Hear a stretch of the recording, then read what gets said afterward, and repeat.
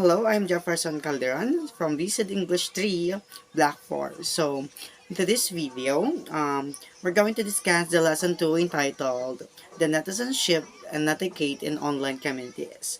So, let's go to the first one. The first one is protect your reputation. So, whether in real life or in virtual world, we are the same person. Do only what is appropriate and share information that does not harm you as a person. And as a responsible netizen, we are all expected to support healthy interaction in the internet. So it is just good that we need to protect our social interaction towards the netizen, but also we are going to protect ourselves by making sure that we are going to posting online or what we're commenting online are somehow appropriate or not going to hurt other people feelings, and also what you're going to post online are not going to drag down our moral as a person. So for example, if we are going to post inappropriate images or we are going to send inappropriate videos, with that it is going to destroy our image not just online but also in the real world. That is why we need to make sure and maintain a good reputation not just in the virtual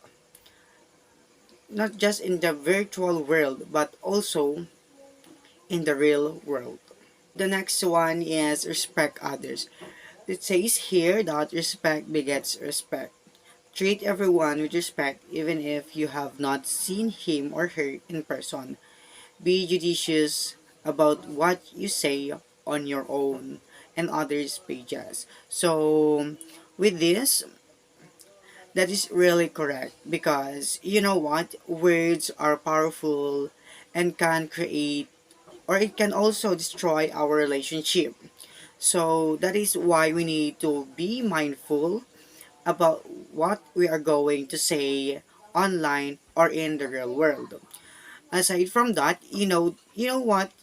Where are some we or some are asking for so much respect. But the question is, are we really worthy of respect given by the other people? Because respect should be earned, not to be given directly without any reasons. We need to act like you are going to be respected and that you will be given the respect that you wanted to have. So let's go to the third one. So the third one is express yourself clearly and use emoticons. And it says here that communication online is difficult because emotions are not evident during communication. Miscommunication usually takes place because your facial expression and body language cannot be seen and the tone of your voice cannot be heard. Thus, emoticons are readily available to show your emotions. So, yes, communication online is difficult, but with the help of emoticons, it can seem to lessen the stress that give us when we are going to communicate to our friends, family, and other just online because with these emoticons, we will not be misunderstood and we will not be misinterpreted with the receiver of our message because it will give them the right emotions to what we wanted to portray or to convey to our receiver. Now let's have the fourth one. Remember the intellectual property. So ideas online are products of the intelligence of others, so you need to cite or acknowledge the authors. So be careful when sharing information or using content from others. It is essential to provide proper citations and attributions. This includes referencing the original creator, author, or source of the content, whether it is text, images, videos, or any other form of media. For example, um, if you are quoting or paraphrasing information from an article or website in an online discussion or blog post, provide a clear citation by providing or mentioning the author's name, the title of the article, the publication or website, and the date of publication. So, remembering and adhering to intellectual property rights not only demonstrates ethical behavior, but also promotes a culture of respect and fairness in online communication. It acknowledges the efforts and creativity of content creators, encourages innovations, and fosters a positive and collaborative digital environment. Now let's have the fifth netiquette guidelines. The check spelling, grammar, and punctuation. It says here that since your face cannot be seen online, you will be judged according to your post. Good writing means good manners.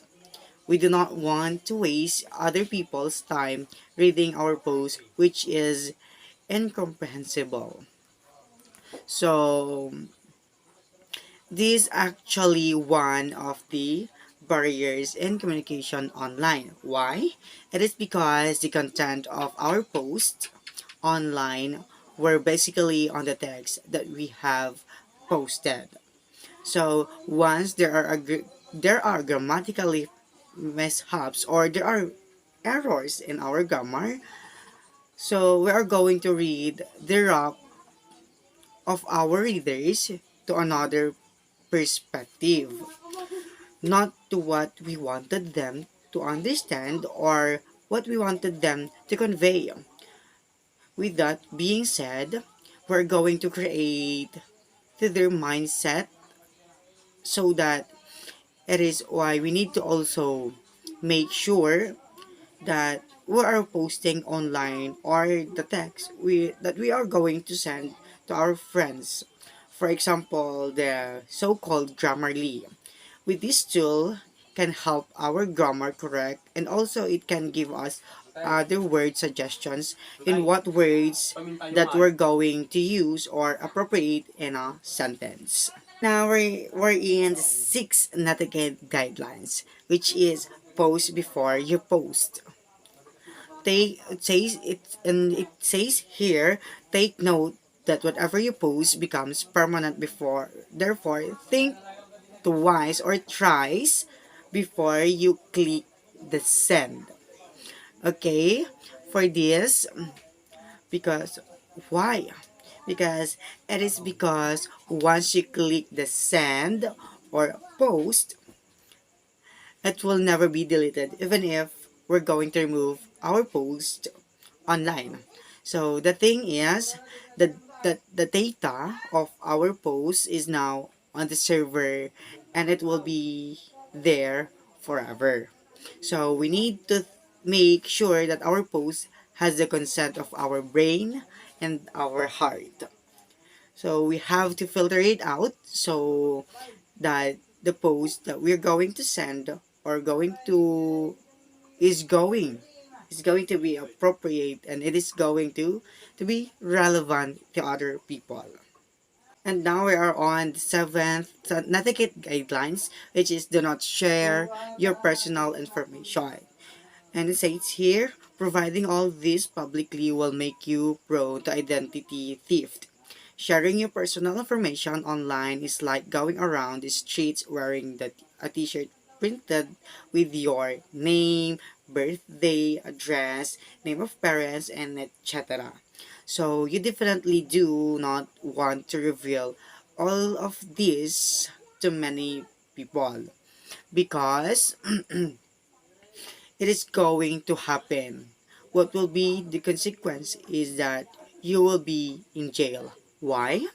It is because the thieves or criminal are going to use your information in some family actions.